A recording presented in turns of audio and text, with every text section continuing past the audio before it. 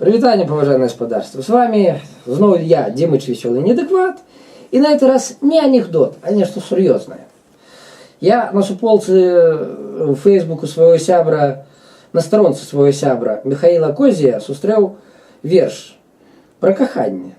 И уцепил меня тем, что он про сапраўднае каханне. Не про то, что в книгах, не про то, что в сериалах, а прикладно про такое, якое оно есть сапраўды.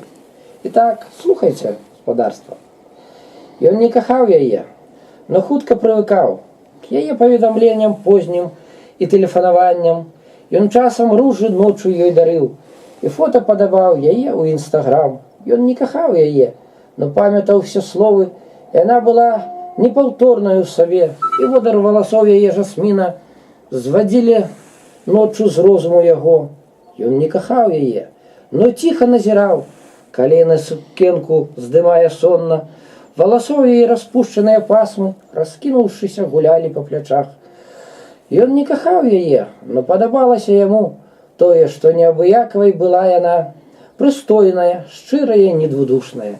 І не было ёй лішніх, а чаму? Ён не кахаў яе, но нерваваўся ўсёды, калі яна яму падоўгу не пісала. Тады ён скокаў да яе пад коўдру, увесь свет да раніцы астаяў дзесьці. Ён не кахаў яе, но не даваў нікому к ёй датыкацца грубымі рукамі і абдымаў яе халоднымі начыма. І сустрэчы кожнай звычна з ёй чакаў. Ён не кахаў яе, но бачыў ёй сваё.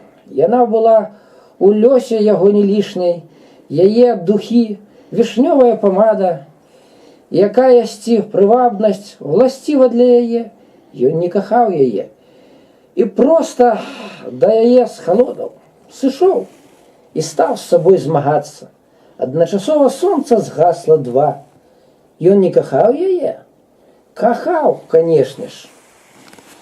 Но як вам, господарство? Падабаецца? Стаў падабайку і падпісвайся. Да пабачэння, паважаныя.